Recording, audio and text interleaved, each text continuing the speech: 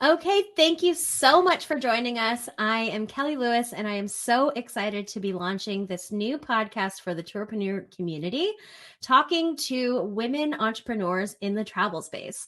This is an area that I am super passionate about. I love to support other female entrepreneurs, specifically in the travel and tour space, where we are vastly underrepresented. And I think that entrepreneurship has such an amazing potential to change our lives. And, that statistic where it's like, if you support a woman, she'll support five others. So I think it's really great what we're doing here. Are you interested in adding multi-day to your day tour business? Are you looking to understand growth and scale strategies in the multi-day world? Looking to finally crack the technology stack you need to organize, automate, and grow your business? Then join Tourpreneur in Seville, Spain for Tourpreneur Connect, sponsored by We Travel, November 27th to 30th, 2023, for an event unlike any other in our industry. Open to strictly 100 operators. Pete, Mitch, Chris, and other industry experts will guide you through the do's, don'ts, twists, and turns of running a multi-day tour business. Not only that, Tourpreneur are giving back as we will be bringing in local suppliers and businesses to help us run the event. We're also opening up the event to a number of locally based tour operators who can attend for free. So join Tourpreneur in Seville for Connect, November 27th to 30th, 2023, and join us for an unforgettable experience of learning and connection in one of Europe's most unforgettable cities. Visit tourpreneur.com/connect for more info.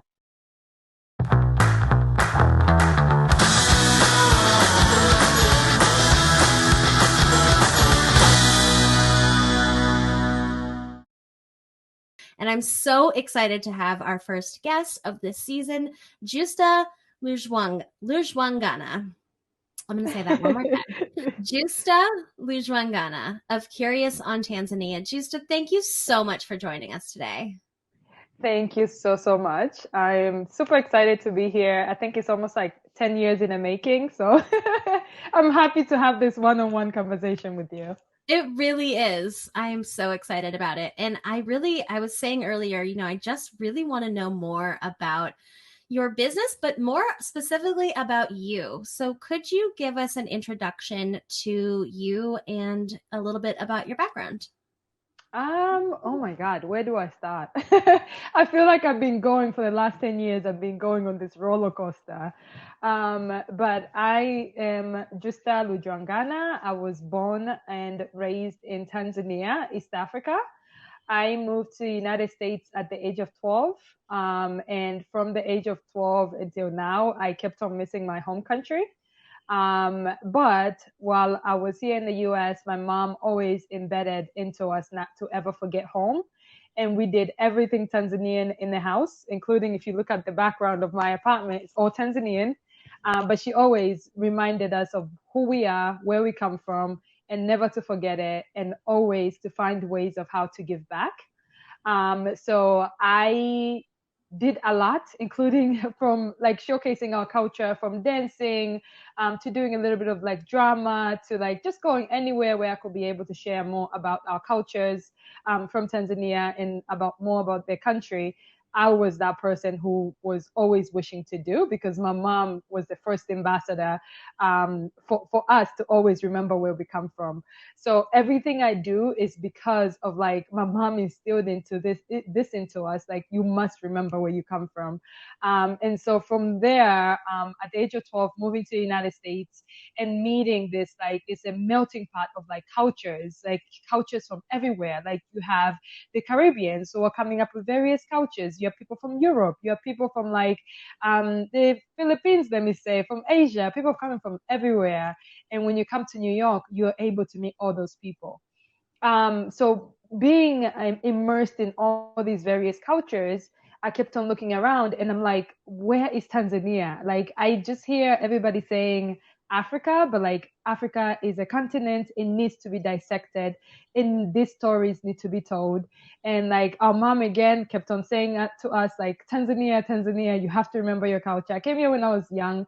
I could have forgot about all about who I am, my culture and everything. But since my mom embedded into us that, and she was the first ambassador in my view, I felt like I needed to take that light and just keep on passing it on. I had to take the responsibility of saying, hey, I am Tanzanian, and my mom always reminded me that, so I have to keep on passing on the torch.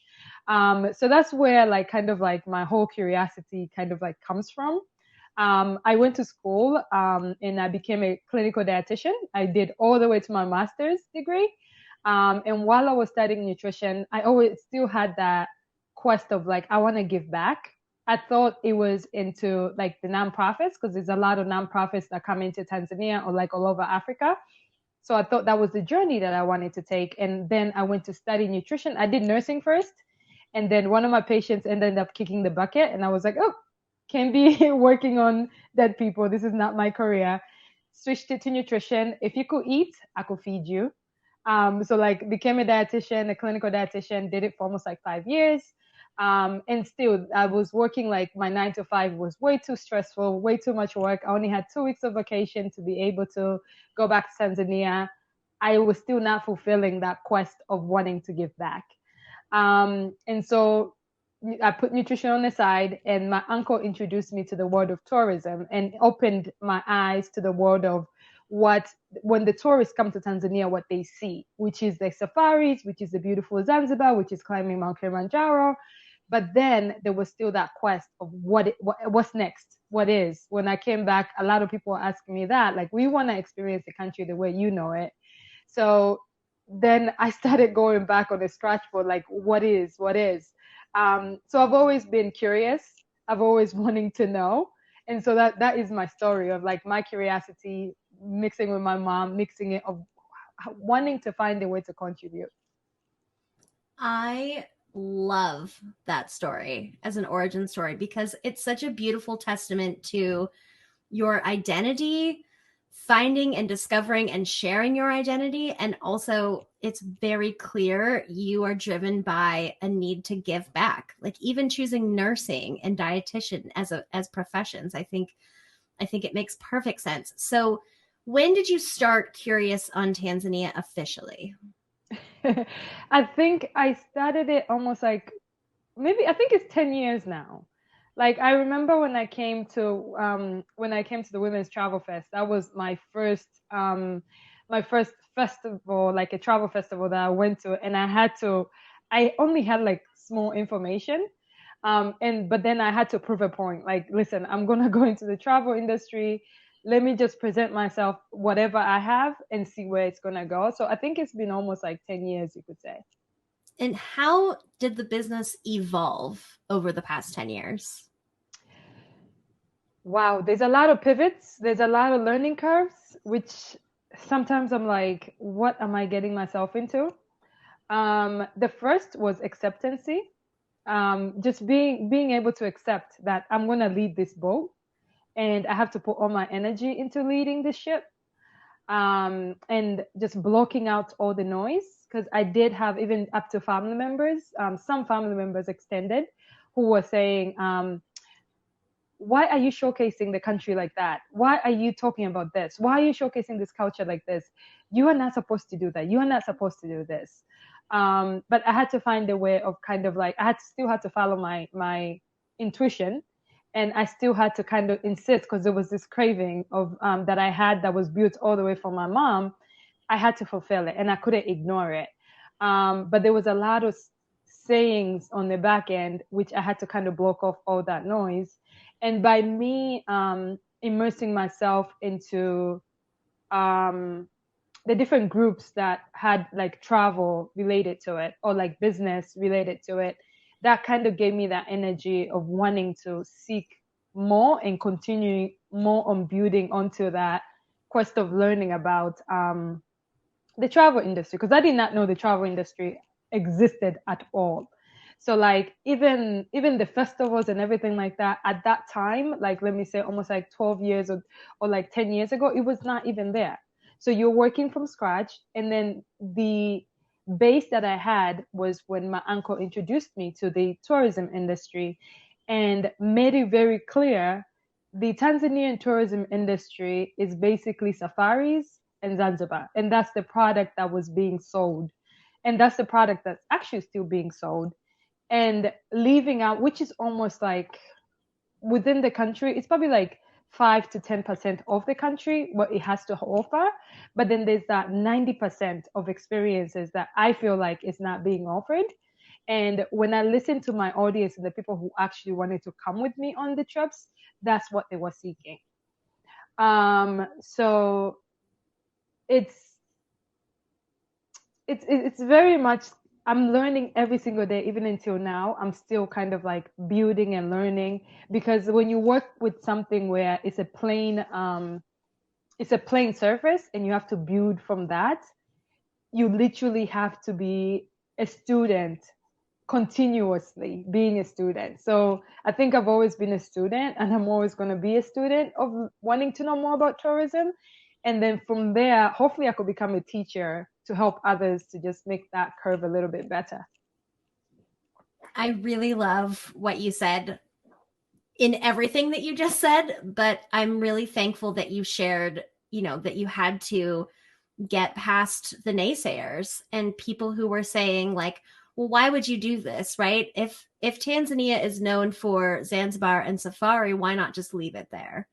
And I think that's something that a lot of women entrepreneurs have to deal with, is people who are probably well-intentioned, right? People who love you, but they question your decision and why you're the person to lead that forward. And so I think I'm really thankful that you shared that, because I think we all go through that in some capacity, Yeah, definitely. And it's because like my profession was not like, when I love something, I love it. Like when I was in nutrition, I even almost went underweight because like I was embedded into the world of nutrition.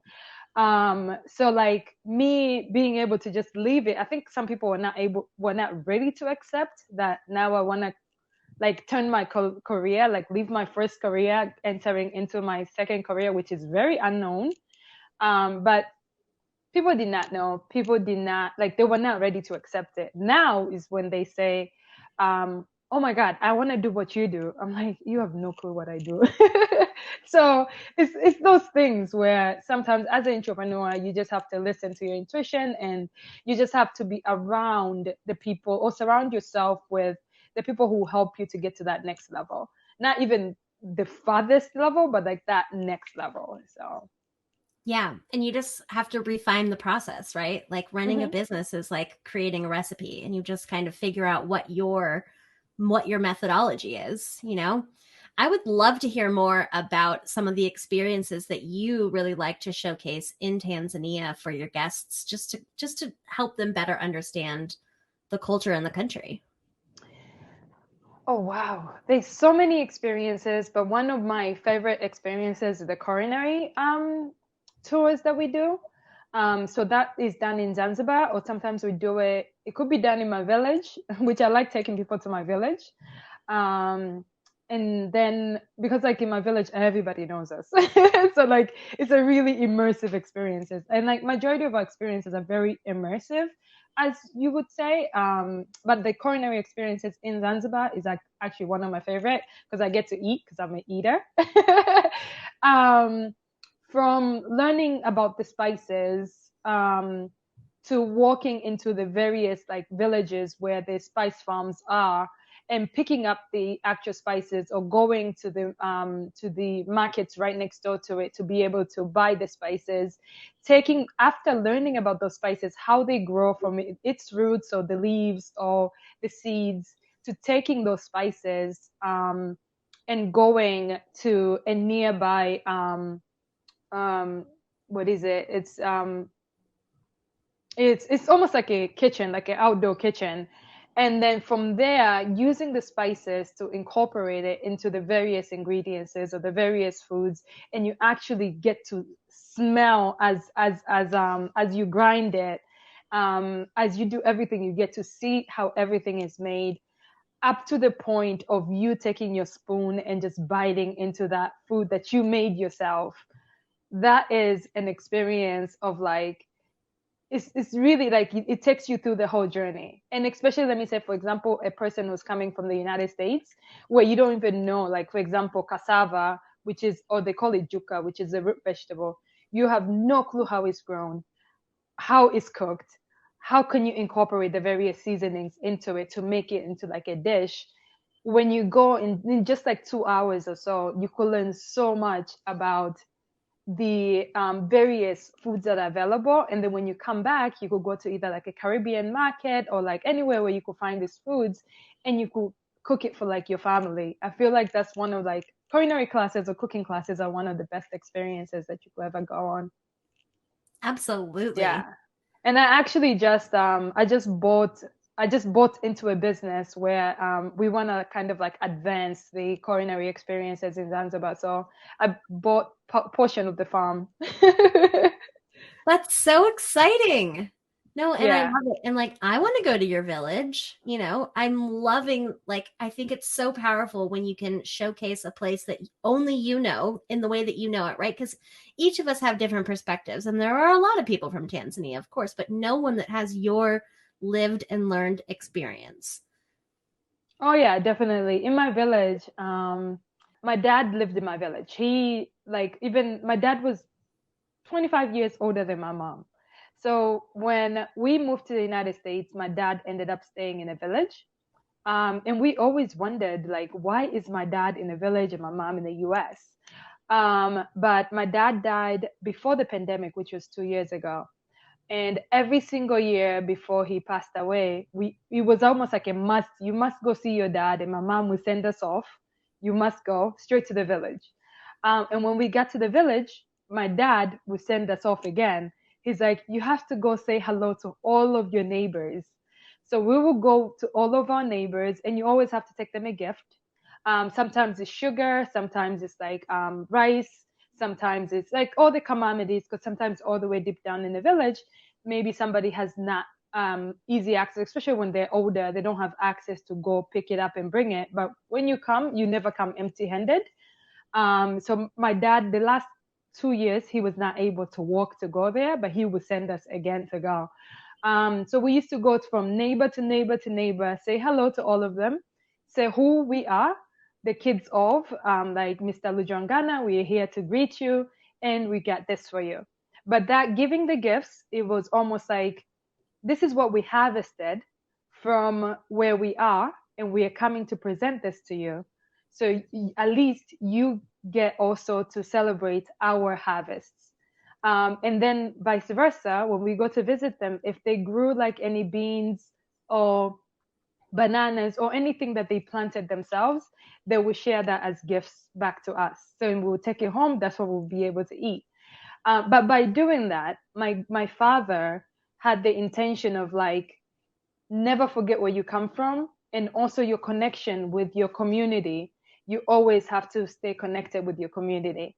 So now when I go back home, it's very my neighbor, they actually know me by my personal name instead of them knowing me by oh yeah, you're the child of, but now they know me personally.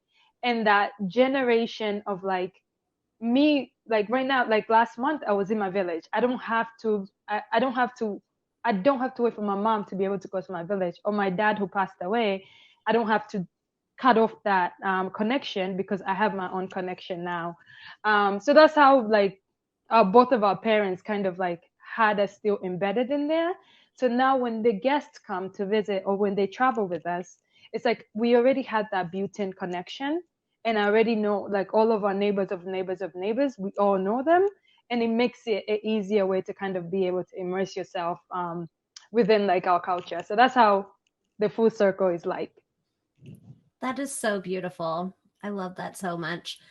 Do you have to do a lot of like preparation when it comes to preparing your guests for what Tanzania is going to be like and what their experience with traveling with you is going to be like in particular? Um, a lot of preparation. I don't know if it's a lot of preparation because I live the life 24/7. And so when you travel with us, you literally know you're going to get yourself immersed in the cultures. Like even our social medias, usually I post like regular stuff that we do. If I run somewhere and or go somewhere and they're dancing, I would just join into the dance. I'll dance with them. Somebody will film it for me, and I'll post exactly that. So it's not that much of setting up everything. But like when our clients are coming, of course, getting your visas, like all the typical beginning stages of how to be able to travel, those are given. But like when it comes to the feeling, we just make sure, especially at the airport, a lot of people usually have a lot of feelings that they hold in. So when they arrive at the airport, it's like you must, even I tell my guides, I'm like, we must welcome them in and make sure this is the beginning of their journey and promise them they'll have a great time. Yeah, I think that's such a critical point. Like I always say, arrival is like a trapeze, right? And it's like the moment when they let go and they're expecting you to catch them. And I think there's so much fear, specifically from US based travelers who are traveling to places that they've never been, you know? And I see this a lot when we go to the Middle East, and I see it a lot when we go to Northern Africa. And I'm sure East Africa is the same way. They just, it's a different culture and they don't know exactly what to expect.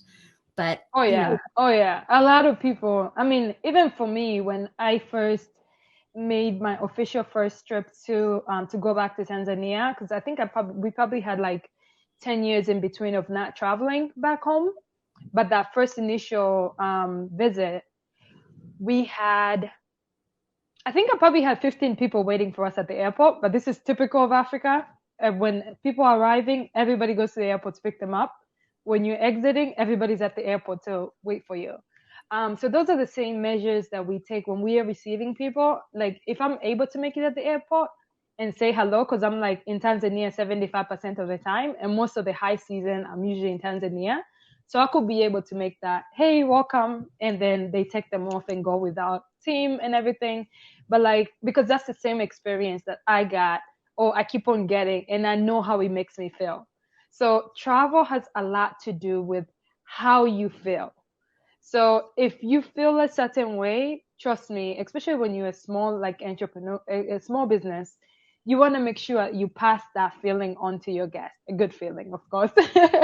You always make sure that. Like so the feeling of how I felt when I was getting picked up at the airport, it was like, okay, I haven't been here in 10 years. I've been seeing a lot in the news on what is happening all over Africa, safety and everything. In the international news, this is what is curated, and this is the news that's being told to you. The curated news doesn't mean that's how the whole country is, but it's just how this news is put together. So that's where you build your fear from. But then when I was able to see my whole family there waiting for me and embraced me in joy and happiness, it was like, okay, everything will be okay. But if you have the opposite at the airport, it will be like, okay, what is happening? I need to go back right now. yeah, absolutely. What do you think are some of your greatest lessons learned as an entrepreneur and an owner of a tour company? I think when you have a passion, it's just like, just go for it. Just go for it. Take it day by day. Um, find, yeah, each day there's a light that's gonna come out, and always follow that light. Meaning, if you are blank on something, maybe a book would tell you, maybe like social media would tell you. There's somewhere where you connect the dots. So always follow your intuitions and try to connect those dots and be consistent at connecting the dots. Absolutely.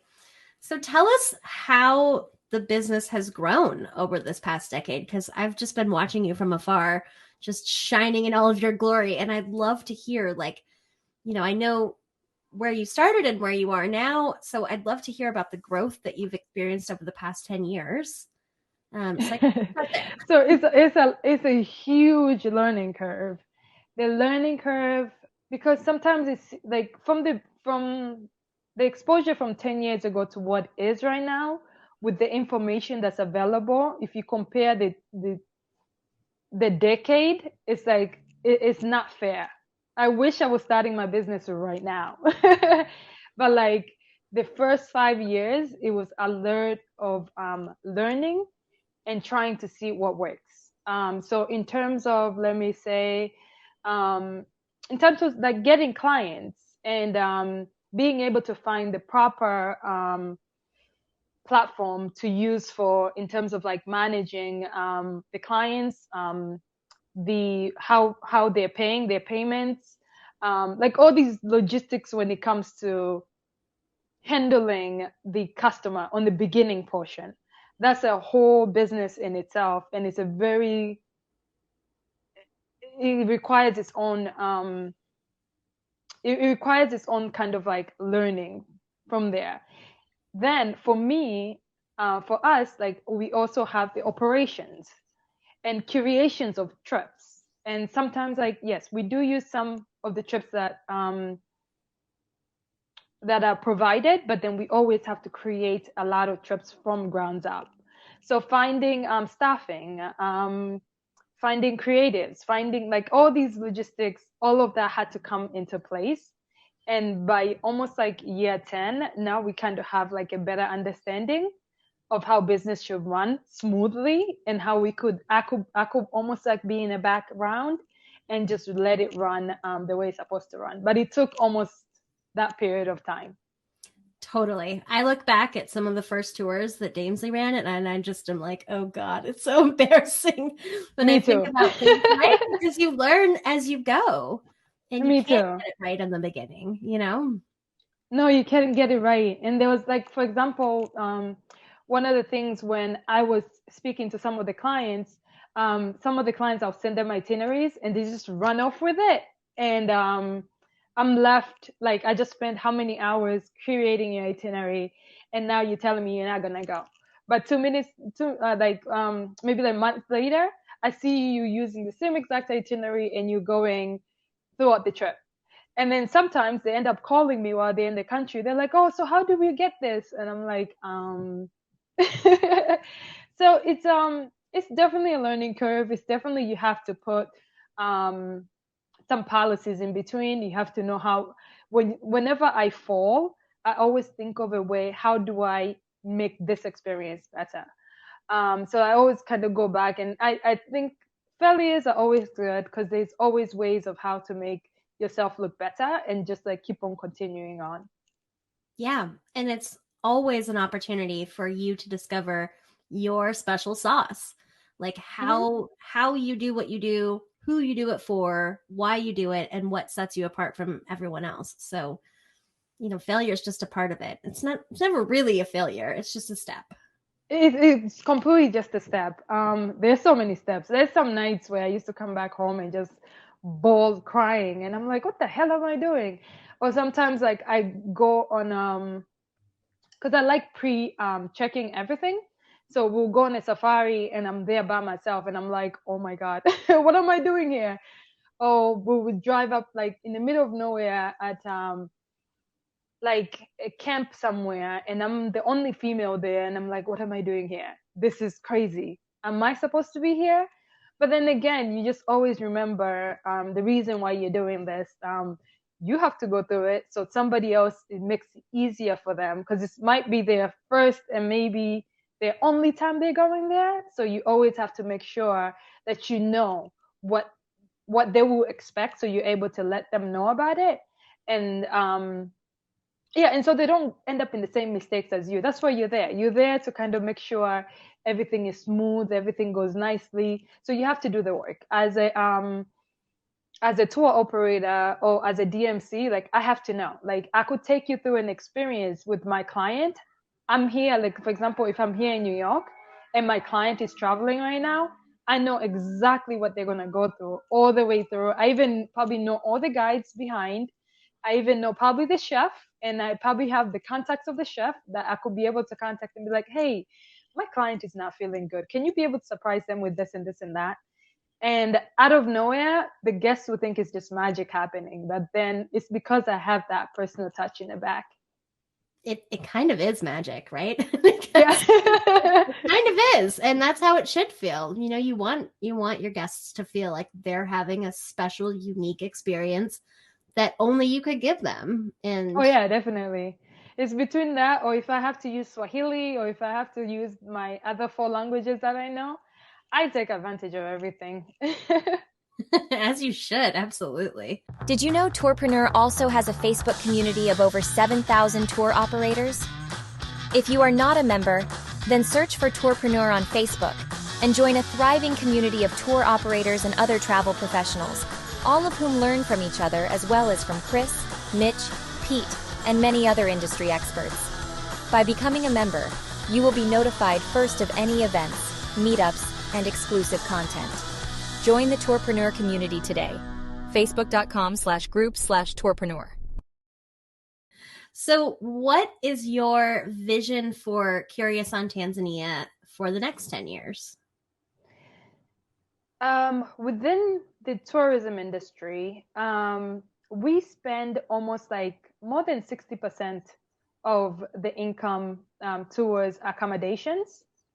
So I would like to invest in like accommodations, like for example, in Zanzibar or in, of course, in my village. I want to do something like a retreat center. And then in Zanzibar, which I already bought land in Zanzibar, I'm looking to create like a villa. And a villa, actually, I already have a name. The name is called Biela. Villa Biela. Biela means happiness. But this villa is going to be for creatives. And you have a minimum of 15 days to stay. But the reason for the minimum of 15 days, I want to bring like creatives who are working like remotely or who are working on a certain project to be able to have that quiet time, but yet time with like fellow creatives also at the same time to work on whatever project that they have. It has been very helpful for me to be able to go from imagining something to creating it to putting it out the world. So I would love to create an environment that allows people to do that. So that's what I'm seeing. I'm seeing more investing in something it has more power compared to just like running trips is great, but you need to look at the whole picture and where majority of the capital is going and trying to see if you could be able to improve that way, which also creates kind of like more of a residual income and you don't have to do more of the work in the front. Yeah. And it only further establishes you as a leader, as someone that's invested in the country, in the culture, and in the place. Oh yeah, definitely. Definitely. Yeah, I can't keep on hanging around. I have to be very put. I love that. I think that's so exciting and such a creative move as an entrepreneur to say, hey, we're spending a lot of money here. How can we reimagine that? And how can we create opportunity and community in the space that we're going to consistently? So I'm so excited for you and that part of the journey. And I want to come stay. You definitely. It's going to be really cool. I can't wait. It's actually, I bought land where the opposite lodge, it's actually villas. It's only 7 villas. And per night, they're spending almost like 1,500 per night per villa. And that's opposite where my property is. It's crazy. Well, the future is certainly bright. So this is the Tourpreneur podcast, meaning most of our audience are probably tour owners or those who work in the travel industry. Does Curious on Tanzania also function as a DMC? Like, would you be interested in working with other tour operators to help showcase Tanzania? Oh yeah, definitely. We are always, that's like I love B2B. Because like sometimes getting a client one by one, it is a business in its own. And there are some people who are really, really good at convincing people to come and go on a certain trip. I am good at logistics, or we are good. Curious in Tanzania is good at logistics and making sure the clients are happy when they get on the ground. I've noticed that. I think that's one of the things I've noticed. And that's why I like working with like business to business. So we could help that the second part of the business a little bit easier for them. So we would definitely love to work with like other tour operators to showcase like Tanzania the best that we know it. I love that so much. So where can we find you, follow you, and stay tuned to your journey? Everything Curious on Tanzania on Instagram, on Facebook, YouTube. We have a couple videos there. But just type in Curious on Tanzania. You'll be able to find everything there.